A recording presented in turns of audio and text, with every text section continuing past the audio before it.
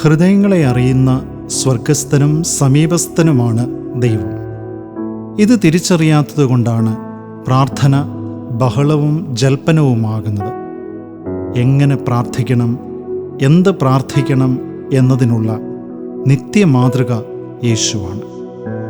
മരുഭൂമിയിലും മലമുകളിലും ദൈവാലയത്തിലും ഗതസമനയിലും യേശു പ്രാർത്ഥിച്ചു. പ്രാർത്ഥനയുടെ ലക്ഷ്യവും ഉള്ളടക്കവും എന്തായിരിക്കണം എന്നതിൻ്റെ പ്രതിരൂപമാണ് കർത്തൃപ്രാർത്ഥന. അതിഭാഷണവും അലമുറയിടലുമല്ല പ്രാർത്ഥനയെ ഫലകരമാക്കുന്നത് എന്ന് ഹന്നയും ഏലിയാവും നമ്മെ പഠിപ്പിക്കുന്നു. എൻ്റെ ഹിതമല്ല, നിന്റെ ഹിതം പോലെയാകട്ടെ എന്നതാണ് പ്രാർത്ഥന.